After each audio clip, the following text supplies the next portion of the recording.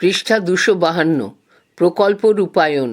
প্রকল্প লেখার আদর্শ ফরম্যাট। 1. শিরোনাম পৃষ্ঠা, টাইটেল পেজ। প্রকল্পের শিরোনাম, টাইটেল অফ দ্য প্রজেক্ট। ছাত্র ছাত্রীর নাম, নেম অফ দ্য স্টুডেন্ট। শ্রেণী, ক্লাস। বিভাগ, সেকশন। ক্রমিক সংখ্যা, রোল নাম্বার। বিদ্যালয়ের নাম, নেম অফ দ্য স্কুল। প্রকল্প উপস্থাপনার বছর, year of submission of the project. তারিখ, ডেট। ডান দিকে লেখা আছে নিচে শিক্ষক শিক্ষিকার স্বাক্ষর, সিগনেচার অফ দ্য টিচার। 2. সূচিপত্র, টেবল কন্টেন্টস। প্রথম পর্ব। 1.1 সূচনা। 1.2 প্রকল্প। 1.3 প্রকল্পের উদ্দেশ্য। 1.4 প্রকল্পের গুরুত্ব। 1.5 কর্মপরিকল্পনা। দ্বিতীয় পর্ব। 2.1 তথ্য সংগ্রহ। 2.2 তথ্য বিশ্লেষণ। 2.3 সিদ্ধান্ত। তৃতীয় পর্ব। 3.1 প্রকল্প রূপায়ণের সীমাবদ্ধতা। 3.2 উপকরণ। 3.3 কৃতজ্ঞতা স্বীকার। 3.4 চিত্র তালিকা। পৃষ্ঠা 253।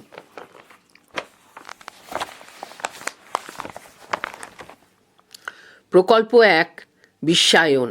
প্রথম পর্ব। 1.1 সূচনা।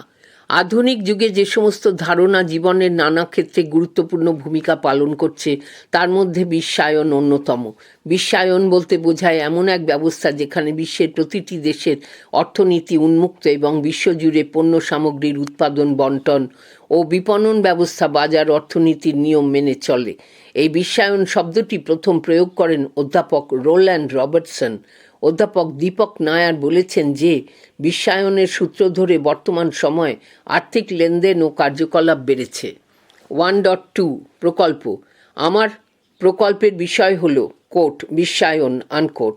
নতুন বিশ্ব ব্যবস্থার প্রেক্ষাপটে বিশ্বায়নের নানা দিকগুলির ওপর আলোচনা করাই আমার প্রকল্পের মূল বিষয়। বিশ্বায়নের সঙ্গে প্রত্যক্ষভাবে অর্থনীতি এবং পরোক্ষভাবে রাজনীতি, সংস্কৃতি, সামাজিক ও পরিবেশগত দিক সহ নানা বিষয় কিভাবে সম্পর্কযুক্ত রয়েছে তার ওপর আলোকপাত করাই আমার প্রকল্পের বিষয়। 1.3 প্রকল্পের উদ্দেশ্য। আমার এই প্রকল্প রচনার গুরুত্বপূর্ণ কয়েকটি উদ্দেশ্য হল: 1. বিশ্বায়নের ধারণাকে স্পষ্টভাবে উপলব্ধি করা। 2. বিশ্বের বিভিন্ন দেশের অর্থনীতিতে বিশ্বায়নের প্রভাবগুলি সম্পর্কে ধারণা লাভ করা। 3. বিশ্বায়নের সঙ্গে উদারীকরণের যে নিবিড় সম্পর্ক রয়েছে তা অনুসন্ধান করা। 4. বিশ্বায়নের সূত্র ধরে বর্তমানে যে আর্থিক লেনদেন ও কার্যকলাপ বেড়েছে তার ধারণা লাভ করা। 5. বিশ্বায়নের সূচনা এবং প্রসার সম্পর্কে জ্ঞান লাভ করা। 6. বিশ্বায়নের অন্যতম প্রধান উদ্দেশ্যটি খুঁজে বের করা। আজকের তথ্য নির্ভর, জ্ঞান নির্ভর সমাজ এবং বিশ্বায়ন ব্যবস্থা একে অপরের দ্বারা কতখানি প্রভাবিত বা নিয়ন্ত্রিত হয়ে চলেছে তা উপলব্ধি করা। 1.4 প্রকল্পের গুরুত্ব। বর্তমান বিশ্বে বিশ্বায়নের গুরুত্ব যথেষ্ট। বিশেষত তৃতীয় বিশ্বের অধিবাসীদের কাছে বিশ্বায়ন আশীর্বাদ না অভিশাপ রূপে কাজ করে চলেছে তা জানার জন্য প্রকল্পটির গুরুত্ব রয়েছে। বিশ্বায়নের সুবাদে বাজার অর্থনীতির বিকাশ ঘটেছে, যা মানুষের রুজি রোজগারের সুযোগ কতটা বাড়াতে পেরেছে তা জানার জন্য প্রকল্পটির গুরুত্ব রয়েছে। প্রকৃতপক্ষে বিশ্বায়নের শর্ত মেনে বিরাষ্ট্রীয়করণ ও বেসরকারীকরণের ওপর জোর দেওয়ার কথা বলা হয়, কিন্তু তা রাষ্ট্রের স্বার্থরক্ষার পক্ষে কতটা জরুরি সে বিষয়ে জ্ঞান লাভের জন্য এই প্রকল্পটির গুরুত্ব রয়েছে। বিশ্বায়ন ব্যবস্থা আজকের এবং আগামী দিনের অর্থনীতিকে কোন জায়গায় নিয়ে যেতে পারে তার আগাম আভাস জানার জন্য প্রকল্পটির যথেষ্ট গুরুত্ব রয়েছে। 1.5 কর্মপরিকল্পনা। দ্বাদশ শ্রেণীর ইতিহাস শিক্ষক শিক্ষিকা শ্রীমতী মহাশয় মহাশয়ার সঙ্গে প্রাথমিক আলোচনার পর কোট বিশ্বায়ন আনকোট বিষয়টির ওপর একটি প্রকল্প রূপায়ণের সিদ্ধান্ত গ্রহণ করি, যার কর্মপরিকল্পনা নিম্নরূপ: 1. বিদ্যালয়ের গ্রন্থাগার থেকে বিশ্বায়নের ওপর লেখা কিছু গ্রন্থ সংগ্রহ। 2. বিশ্বায়ন ব্যবস্থার সুফল ও কুফলগুলি ছকের আকারে লিপিবদ্ধকরণ প্রভৃতি। দ্বিতীয় পর্ব। 2.1 তথ্য সংগ্রহ। স্নাতক ও স্নাতকোত্তর বিভাগের বেশ কিছু বই থেকে তথ্য গ্রহণ, যথা প্রণব কুমার চট্টোপাধ্যায়ের লেখা আন্তর্জাতিক সম্পর্কের ইতিহাস, রাধারমণ চক্রবর্তী ও সুকল্পা চক্রবর্তীর লেখা সমসাময়িক আন্তর্জাতিক সম্পর্ক, বাণীপ্রসাদ সেনের সমকালীন আন্তর্জাতিক সম্পর্ক, দীপক নায়ারের governing globalisation issues and institution, Peter কালভোকোরেসির ওয়ার্ল্ড পলিটিক্স সিন্স 1945, কওয়ালজিৎ সিংয়ের global corporate power, Amiya Kumar বাগচির লেখা বিশ্বায়ন ভাবনা দুর্ভাবনা প্রভৃতি। এছাড়াও আমাদের বিদ্যালয়ের গ্রন্থাগার, মহকুমার ও ব্লকের গ্রন্থাগার থেকে বেশ কিছু গ্রন্থ জোগাড় করে সেগুলি থেকে তথ্য সংগ্রহ করলাম। পৃষ্ঠা 254।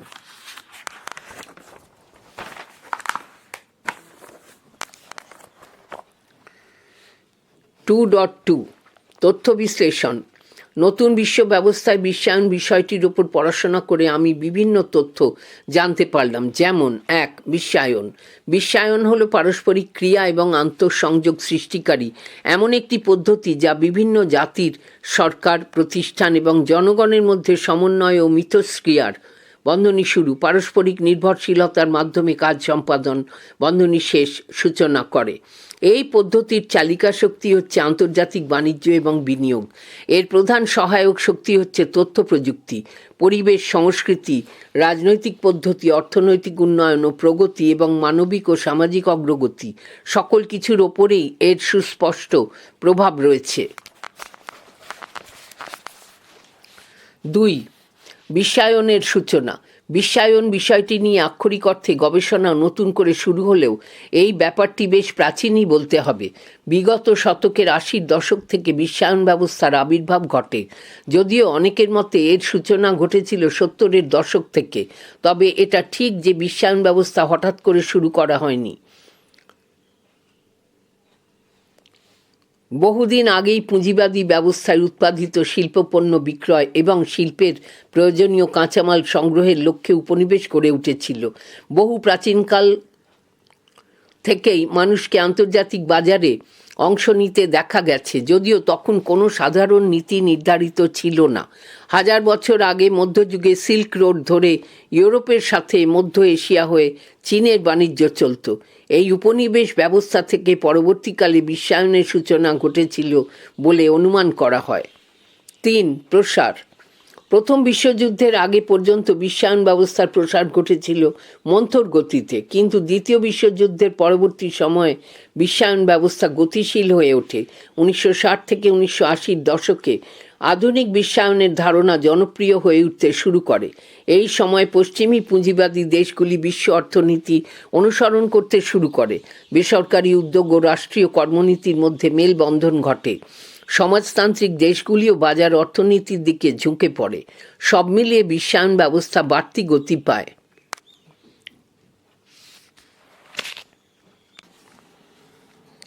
4. প্রকৃতি।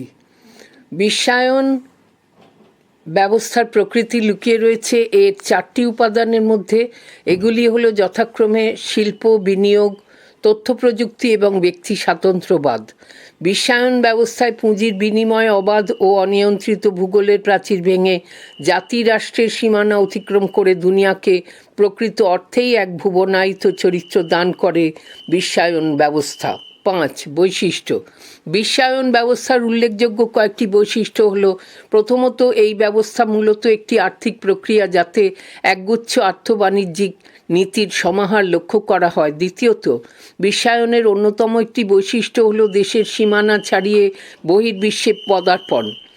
এক দেশের উৎপাদিত পণ্য সামগ্রী বা সাংস্কৃতিক ভাবধারা বিশ্বায়নের হাত ধরে বহুদূরের দেশটিতেও পৌঁছে যায়।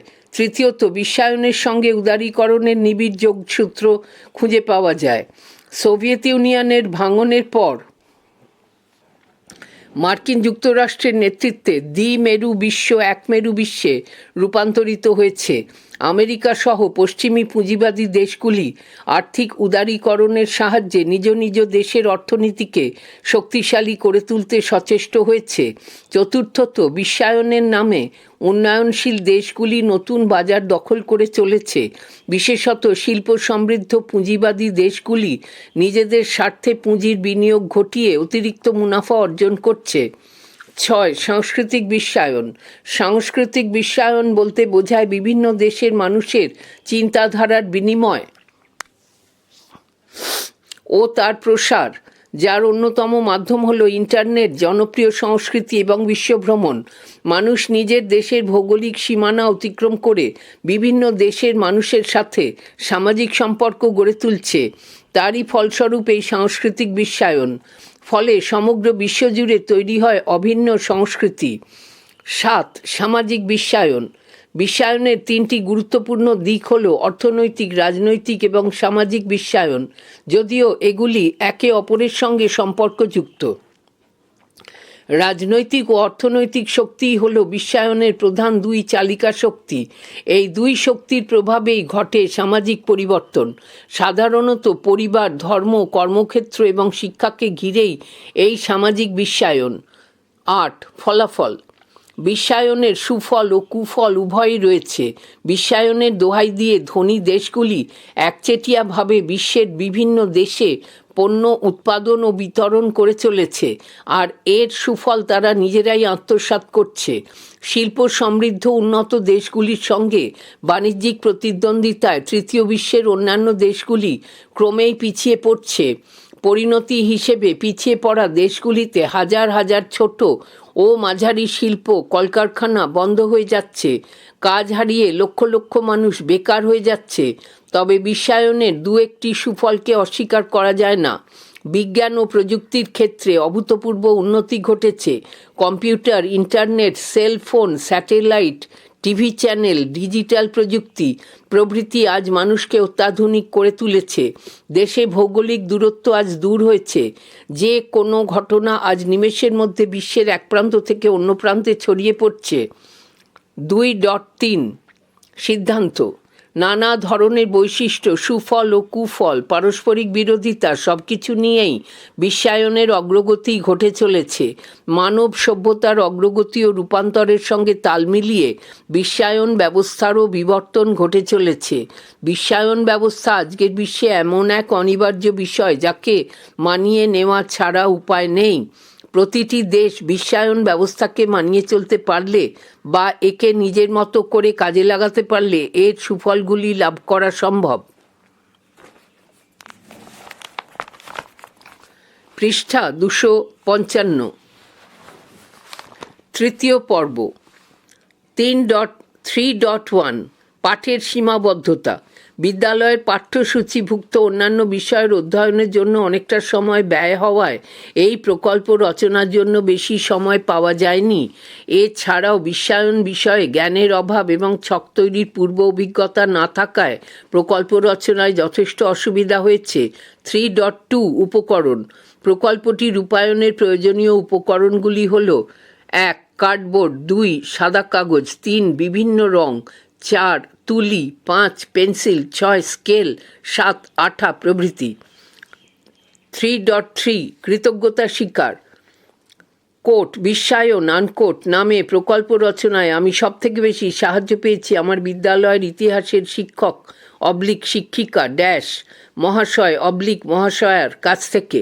এছাড়াও স্নাতক স্তরের ইতিহাসের ছাত্র ছাত্রী এবং আমার দাদা দিদি এর কাছ থেকেও আমি এই প্রকল্প রূপায়ণের জন্য যথাযথ সহায়তা পেয়েছি। 3.4 চিত্রতালিকা। বিশ্বায়ন সম্পর্কিত প্রকল্পটি রচনার জন্য আমি বিভিন্ন বইপত্র থেকে বেশ কিছু ছবি সংগ্রহ করেছি। এছাড়া বিভিন্ন ওয়েবসাইট থেকে পাওয়া বেশ কিছু ছবি আমি আমার প্রকল্প রচনায় ব্যবহার করেছি। এ বিষয়ে কয়েকটি গুরুত্বপূর্ণ ওয়েবসাইট হলো, এখানে 4টি ওয়েবসাইটের উল্লেখ করা আছে। নিচে ছবি রয়েছে। বিশ্বায়নের প্রতীক, পৃথিবীর একটি ছবি। রোল্যান্ড রবার্টসন, বিশ্বায়নের বিভিন্ন দিক, বিশ্বায়নের আর্থিক লেনদেনের গুরুত্বপূর্ণ কেন্দ্র সিঙ্গাপুর, বিশ্বায়নের ফলে দিল্লির চায়না মার্কেটে চীনের পণ্য সামগ্রী। পৃষ্ঠা 256। প্রকল্প 2, নারীর অধিকার আন্দোলন, প্রথম পর্ব। 1.1 সূচনা। অষ্টাদশ শতকের শেষ লগ্ন থেকেই মূলত ইউরোপে নারীর অধিকার, নারীর স্বাধীনতা প্রভৃতি বিষয়গুলি আলোচনায় উঠে আসতে থাকে। নারীবাদী আন্দোলনের সূচনায় ফরাসি বিপ্লবের ভূমিকা রয়েছে। ফরাসি বিপ্লবকালে প্যারিসের মেয়েরা বিপ্লবী প্রজাতন্ত্রী নারী সমিতি গঠন করেন। বিপ্লবোত্তর পর্বে ফরাসি সংসদে কোট নারীর অধিকারের ঘোষণাপত্র আনকোট পেশ করা হয়েছিল। এই ঘটনাই নারী অধিকার আন্দোলনের প্রথম পর্বের সূচনা বলে ধরা হয়, যা চলে বিংশ শতকের প্রথমার্ধ পর্যন্ত। নারী আন্দোলনের দ্বিতীয় পর্ব শুরু হয় 1960-এর দশকে, আর এর তৃতীয় পর্ব 1990-এর দশক থেকে শুরু হয়ে আজও চলেছে।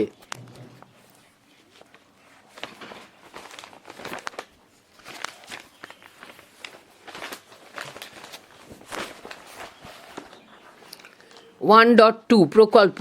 আমার প্রকল্পের বিষয় হলো নারী অধিকার আন্দোলন, অর্থাৎ কবে থেকে এবং কিভাবে নারী নিজের অধিকার আদায়ের জন্য সচেষ্ট হয়ে উঠল এবং বিশ্বজুড়ে একে একে নারী আন্দোলন গড়ে তুলল সে বিষয়ের ওপর আলোকপাত করাই আমার প্রকল্পের মূল বিষয়। 1.3 প্রকল্পের উদ্দেশ্য কোট নারী অধিকার আন্দোলন আনকোট। প্রকল্পটি রচনার ক্ষেত্রে কয়েকটি উদ্দেশ্য রয়েছে। এই উদ্দেশ্যগুলি হল: 1. নারী আন্দোলনের সূচনা সম্পর্কে ধারণা লাভ করা। 2. নারী আন্দোলন কয়টি পর্বে গড়ে উঠেছিল সে বিষয়ে জ্ঞান লাভ করা। 3. এক একটি পর্বে নারী আন্দোলন কোন কোন বিষয়ের ওপর গুরুত্ব আরোপ করেছিল তা জানার চেষ্টা করা। 4. বিশ্বজুড়ে বিশেষত ফ্রান্স, ইংল্যান্ড, মার্কিন যুক্তরাষ্ট্র, রাশিয়া, জার্মানি, আলজেরিয়া, আফ্রিকা এবং ভারতে নারী আন্দোলনগুলির পরিচয় লাভ করা। 5. নারী আন্দোলনে পশ্চিমী রাষ্ট্রগুলিতে যে নতুন চিন্তার উদ্ভব ঘটেছিল তার সম্যক ধারণা লাভ করা। 6. প্রতিটি দেশের নারী অধিকার আন্দোলনে যে সমস্ত ব্যক্তিবর্গ গুরুত্বপূর্ণ ভূমিকা নিয়েছিলেন সেগুলি পর্যালোচনা করা। 7. নারী অধিকার আন্দোলনের সপক্ষে বিশ্ব জনমত গড়ে তোলার ক্ষেত্রে গুরুত্বপূর্ণ লেখনীর ভূমিকা বিশ্লেষণ করা। 8. নারী অধিকার আন্দোলনগুলি নারী স্বার্থ রক্ষার পাশাপাশি সঠিকভাবে কতখানি নারীর উন্নয়ন ঘটাতে পেরেছিল তা অনুসন্ধান করা। 1.4 প্রকল্পের গুরুত্ব। নারী কিভাবে নিজের অধিকার রক্ষায় প্রথম সচেষ্ট হলো তা জানার জন্য প্রকল্পটি গুরুত্বপূর্ণ। নারীর অধিকার আন্দোলনের অগ্রগতির সম্পর্কে স্পষ্ট ধারণা লাভের জন্য প্রকল্পটির গুরুত্ব রয়েছে। সমাজের নারী পুরুষের বৈষম্য দূর করার লক্ষ্য নিয়ে যে নারীবাদী আন্দোলন গড়ে উঠেছিল তা কতখানি সফল হয়েছে সে বিষয়ে ধারণা লাভের জন্য প্রকল্পটি গুরুত্বপূর্ণ। 1.5 কর্মপরিকল্পনা কোট নারী অধিকার আন্দোলন আনকোট প্রকল্প রচনার বিষয়ে সিদ্ধান্ত গ্রহণের পর এ বিষয়ে আমি সর্বপ্রথম আমাদের বিদ্যালয়ের দ্বাদশ শ্রেণীর ইতিহাসের শিক্ষক শিক্ষিকা মহাশয়ের সঙ্গে আলোচনা করেছি। এরপর প্রকল্পটি সঠিকভাবে বাস্তবায়নের জন্য বেশ কয়েকটি পরিকল্পনা গ্রহণ করেছি, যেমন দ্বাদশ শ্রেণীর ইতিহাস বইয়ের সহায়তা নিয়ে প্রকল্পটির কাজের বিভিন্ন পর্বের পরিকল্পনা তৈরি করেছি। আমাদের বিদ্যালয়ের গ্রন্থাগার থেকে প্রাসঙ্গিক বেশ কয়েকটি বই সংগ্রহ করে নারী অধিকার আন্দোলন সম্পর্কে বিস্তারিত জানার চেষ্টা করেছি। দ্বিতীয় পর্ব 2.1 তথ্য সংগ্রহ। আমি আমার উপরোক্ত প্রকল্পটি রচনার জন্য তথ্য সংগ্রহ করতে গিয়ে বিভিন্ন বইপত্রের সহায়তা নিয়েছি, যেমন রাজশ্রী বসু ও বাসবী চক্রবর্তীর সম্পাদিত কোট মানবীবিদ্যা আনকোট, সিদ্ধার্থ গুহরায় রচিত কোট মানবাধিকার ও গণতান্ত্রিক অধিকার আনকোট, অলোক কুমার ঘোষ রচিত কোট আন্তর্জাতিক সম্পর্ক ও বর্তমান বিশ্ব আনকোট, শাশ্বতী ঘোষ রচিত কোট সমতার দিকে আন্দোলনের নারী আনকোট, কল্যাণী বন্দ্যোপাধ্যায় রচিত কোট নারী, শ্রেণী ও বর্ণ আনকোট, মৈত্রেয়ী চট্টোপাধ্যায় রচিত কোট অধিকার আদায়ের সংগ্রাম নারী আনকোট, মনসুর হবিবুল্লাহ রচিত কোট মুসলিম নারীর অধিকার আনকোট, মঞ্জুরি গুপ্ত রচিত কোট নারীর অধিকার ও আইন আনকোট গ্রন্থ ইত্যাদি। পৃষ্ঠা 257। 2.2 তথ্য বিশ্লেষণ। 1. নারী অধিকার আন্দোলনের সূচনা। ফরাসি বিপ্লবকালে ফ্রান্সে নারী অধিকার আন্দোলনের প্রথম পর্বের সূচনা ঘটেছিল। 1960 খ্রিস্টাব্দের আগে পর্যন্ত এই প্রথম পর্বকালের বিশ্বজুড়ে নারী বিভিন্ন অধিকার আদায়ের লক্ষ্যে আন্দোলন গড়ে তুলেছিল। ফ্রান্সের নারীরা নিজেদের অধিকার আদায়ের লক্ষ্যে এক ঘোষণাপত্র পেশ করেন। এই ঘোষণাপত্রটি পেশ করার অপরাধে ফরাসি সরকার কড়া ব্যবস্থা নেন। নারীদের অনেকে নিগৃহীত হন এবং কেউ কেউ মারাও যান। তবুও শেষ পর্যন্ত ফরাসি সরকার নারীদের কয়েকটি অধিকার প্রদানে বাধ্য হয়, যথা পিতামাতার অনুমতি ছাড়া বিবাহের অধিকার, বিবাহ বিচ্ছেদের মামলা রুজু করার অধিকার, বংশানুক্রমিক আইনের ক্ষেত্রে নারীদের স্বীকৃতি দান ইত্যাদি। 2. নারী অধিকার আন্দোলনে অগ্রগতি। মূলত 3টি পর্বে নারী অধিকার আন্দোলনের অগ্রগতি ঘটে। ফরাসি বিপ্লব থেকে 1960-এর দশক পর্যন্ত নারী অধিকার আন্দোলনের প্রথম পর্বের প্রসার ঘটে। 1960-এর দশকের পর থেকে নারী অধিকার আন্দোলনের দ্বিতীয় পর্ব শুরু হয়।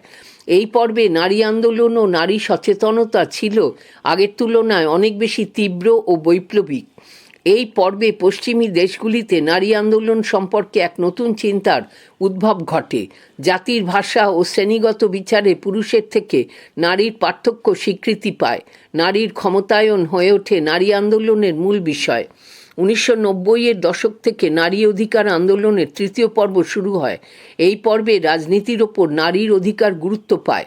পাশাপাশি তৃতীয় পর্বের আন্দোলনে নারীদের মনস্তাত্ত্বিক শোষণ, কর্মক্ষেত্রে যৌন উৎপীড়ন, সাংস্কৃতিক অংশগ্রহণ ইত্যাদি বিষয়গুলি গুরুত্ব পায়।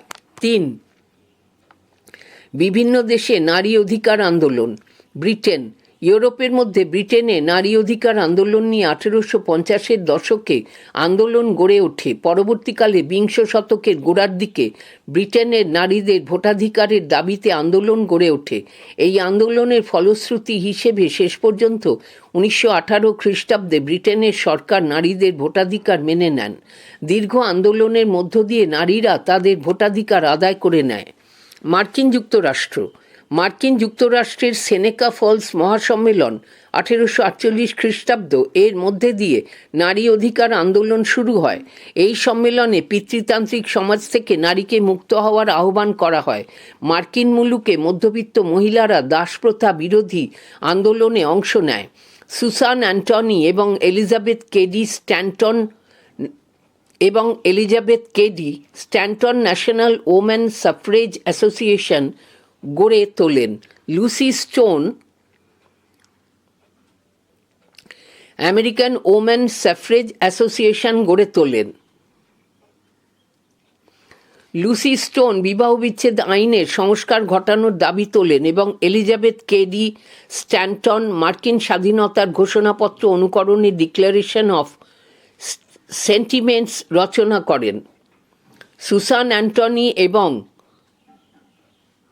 এলিজাবেথ কেডি স্ট্যান্টন কর্মরত মহিলাদের আইনি সুরক্ষার দাবি জানান। বিংশ শতকের প্রথমার্ধে 1920 খ্রিস্টাব্দ মার্কিন সংবিধানে 19তম সংশোধনী এনে মহিলাদের ভোটাধিকার দেওয়া হয়। যদিও 1869 খ্রিস্টাব্দে মার্কিন যুক্তরাষ্ট্রের কিছু কিছু অঙ্গরাজ্যে নারীদের ভোটাধিকার চালু হয়েছিল, তবে সার্বিকভাবে 1920 খ্রিস্টাব্দে মার্কিন মহিলারা ভোটাধিকার লাভ করার ফলে নারী অধিকার আন্দোলন আরও সংঘবদ্ধ হয়ে ওঠে এবং তার প্রসার ঘটে। 1960-এর দশকে মার্কিন মুলুকে নারীর অধিকার আন্দোলন অনেক বেশি তীব্র ও বৈপ্লবিক হয়ে ওঠে। রুশ বিপ্লবের 1917 খ্রিস্টাব্দ আগে রাশিয়ার সমাজে পুরুষরাই ছিল মূল নিয়ন্ত্রক। এই সময় রুশ সমাজে নারীরা প্রবলভাবে শোষিত হতো। বিপ্লবের পর নতুন সমাজতান্ত্রিক সরকার বিভিন্ন আইন প্রণয়নের দ্বারা নারীর সমানাধিকার প্রতিষ্ঠা করে। কর্মজগতে নারীদের অনুপ্রবেশ ঘটতে শুরু করে। কর্মজগতে পুরুষদের মতো নারীরা সমান সুযোগ পেতে থাকে। শিক্ষা ও স্বাস্থ্যক্ষেত্রে জনকল্যাণমূলক কর্মসূচি গৃহীত হওয়ায় মহিলাদের উন্নতি শুরু হয়। পরবর্তীকালে নারীরা রাজনৈতিক জীবনেও প্রবেশাধিকার লাভ করে। 1930 খ্রিস্টাব্দের পর সোভিয়েত সমাজে নারীরা পুরুষদের সঙ্গে ভারী কাজ করতে বাধ্য হয়। জার্মানিতে 1919 খ্রিস্টাব্দে জার্মানির নতুন সংবিধানে নারী পুরুষের সমানাধিকার স্বীকৃতি পায়, কিন্তু 1919 খ্রিস্টাব্দে জার্মানির নতুন সংবিধানে নারী পুরুষের সমানাধিকার স্বীকৃতি পায়, কিন্তু নাৎসি দল ক্ষমতায় আসার পর জার্মানিতে নারী স্বাধীনতা ব্যাহত হয়। জোসেফ গোয়েবেলস বলেন, একজন মহিলার সবচেয়ে উপযুক্ত স্থান হলো পরিবার। নারীর কর্তব্য হলো তার জনগণ ও দেশকে সন্তান উপহার দেওয়া। তবুও রাষ্ট্রীয় ফতোয়ার আড়ালে নারীরা সংঘবদ্ধ হওয়ার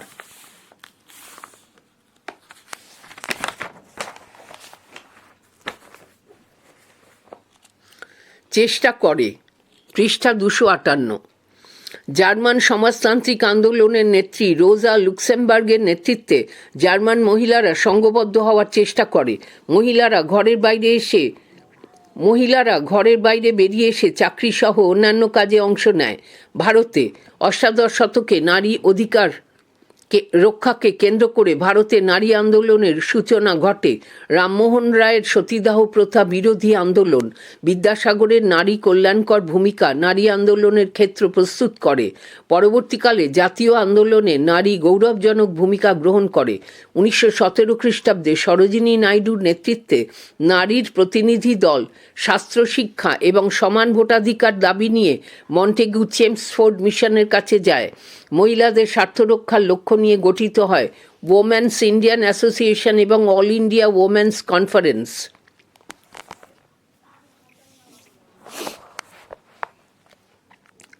সত্তরের দশকে নারী নিজের স্বতন্ত্র মূল্যবোধকে প্রতিষ্ঠা করার জন্য লড়াই শুরু করে। গড়ে ওঠে একাধিক স্ত্রী সংগঠন ও স্ত্রী মুক্তি সংগঠন। 80-র দশকে নারীবাদী সংগঠনগুলি দেশীয় এবং আন্তর্জাতিক ইস্যু তুলে নারী আন্দোলন শুরু করেন। 1985 খ্রিস্টাব্দে শাহবানো মামলাকে কেন্দ্র করে ভারতে নারীবাদী আন্দোলন গতিশীল হয়ে ওঠে। ইতিপূর্বে 70-এর দশকে চিপকো আন্দোলন সহ একাধিক পরিবেশ রক্ষা আন্দোলনেও নারী গুরুত্বপূর্ণ ভূমিকা গ্রহণ করে। 4. প্রথম ও দ্বিতীয় বিশ্বযুদ্ধকালে নারী আন্দোলন। প্রথম বিশ্বযুদ্ধকালে গ্রেট ব্রিটেনে এবং মার্কিন যুক্তরাষ্ট্রে মহিলারা ভোটাধিকার অর্জন করেন। বলশেভিক বিপ্লবের পর সোভিয়েত ইউনিয়নে মহিলাদের সামাজিক ও অর্থনৈতিক সাম্য প্রতিষ্ঠিত হয়। দ্বিতীয় বিশ্বযুদ্ধকালে নারীরা নিজেদের অধিকার রক্ষার জন্য বিভিন্ন দেশে সাম্রাজ্যবাদ বিরোধী আন্দোলনে অংশ নেয়। এমনকি দ্বিতীয় বিশ্বযুদ্ধের শেষে বিশ্বের বিভিন্ন দেশে নারীরা অনেক বেশি স্বাধীনতা অধিকার আদায়ে সফল হয়। বিশ্বের বেশ কিছু রাষ্ট্রে নারীরা পুরুষের সঙ্গে আইনি সমানাধিকার লাভ করে। 5. নারী অধিকার আন্দোলন ও বিভিন্ন ব্যক্তির ভূমিকা। নারী অধিকার রক্ষার আন্দোলনে বিশ্বের বিভিন্ন দেশে বিভিন্ন ব্যক্তি বিভিন্ন সময় গুরুত্বপূর্ণ ভূমিকা পালন করেছে। নারী অধিকার আন্দোলনের প্রথম পর্বে ফরাসি সংসদে নারীদের অধিকার রক্ষার ব্যাপারে প্রথম গুরুত্বপূর্ণ ভূমিকা নেন দ্য গোজ নামে মহিলা। নারী আন্দোলনের এক প্রভাবশালী ব্যক্তিত্ব ছিলেন মেরি উলস্টোনক্রাফট। তিনি ফরাসি বিপ্লবের দ্বারা প্রভাবিত হয়ে নারী অধিকার আদায়ের ব্যাপারে লেখালেখি করেন। এছাড়া নারী অধিকার রক্ষার ব্যাপারে যারা কলম ধরেছিলেন তাদের মধ্যে ছিলেন ইংল্যান্ডের হান্না মোর, সারা এলিস, জার্মানির রোজা লুক্সেমবার্গ প্রমুখ। ইংল্যান্ডের নারী শ্রমিকদের সংগঠন করার কাজে সক্রিয় ভূমিকা নিয়েছিলেন এমেলিন প্যাঙ্কহার্স্ট। 2.3 সিদ্ধান্ত। আধুনিককালে নারী অধিকার আন্দোলনগুলি একদিকে যেমন নারীর অধিকার সুরক্ষিত করেছিল, অপরদিকে তেমন নারীর অধিকার সুরক্ষিত করার মাধ্যমে সার্বিকরূপে সমাজ ও সভ্যতার উন্নতি ও প্রগতি ঘটিয়েছিল। যদিও পুরুষতান্ত্রিক সমাজ চিরদিনই নারীর অধিকার রক্ষার ব্যাপারে ততটা সচেতন বা ইচ্ছুক ছিল না, তাই বোধ হয় নারীকে নিজেদের অধিকার রক্ষার ব্যাপারে নিজেদেরই উদ্যোগ নিতে হয়। এ প্রসঙ্গে স্পেংলারের মত উল্লেখযোগ্য। অসওয়াল্ড স্পেংলার তাঁর coat the decline of the West unquote গ্রন্থে মেরি বেয়ার্ড লিখেছেন, দাস সমাজ থেকে পুঁজিবাদী সমাজের বিকাশ পর্যন্ত ইতিহাসের অর্ধেক স্রষ্টা মেয়েরা, কিন্তু ইতিহাসে তার কোনো উল্লেখ নেই। তৃতীয় পর্ব। 3.1 পাঠের সীমাবদ্ধতা। এই বিদ্যালয়ের পাঠ্যসূচিভুক্ত নানা বিষয় পড়াশোনা করতে গিয়ে অনেকটা সময় ব্যয় হয়েছে, তাই আমি এই প্রকল্পটি রচনা করার জন্য প্রয়োজনীয় সময় পাইনি। এছাড়া আন্তর্জাতিক রাজনীতির ওপর আমার জ্ঞানের অভাব থাকায় এই প্রকল্পটি রচনা করতে গিয়ে বেশ অসুবিধা হয়েছে। 3.2 উপকরণ। প্রকল্পটি রূপায়ণের প্রয়োজনীয় উপকরণগুলি হল: 1 কার্ডবোর্ড, 2 সাদা কাগজ, 3 মোম, 4 প্লাস্টার অফ প্যারিস, 5 তুলো, 6 নানা রঙের কাপড়, 7 বিভিন্ন রং, 8 তুলি, 9 পেন্সিল, 10 স্কেল, 11 আঠা প্রভৃতি। 3.3 কৃতজ্ঞতার স্বীকার। কোট, নারী অধিকার আন্দোলন আনকোট নামে প্রকল্পটি রচনায় আমি সবথেকে বেশি সাহায্য পেয়েছি আমার বিদ্যালয়ের ইতিহাস শিক্ষক শিক্ষিকা শ্রীমতী মহাশয় মহাশয়ার কাছ থেকে। এছাড়াও স্নাতক স্তরের ইতিহাসের ছাত্রছাত্রীদের কাছ থেকেও আমি এই প্রকল্প রূপায়ণের যথাযথ সহায়তা পেয়েছি। পৃষ্ঠা 259। 3.4 চিত্রতালিকা।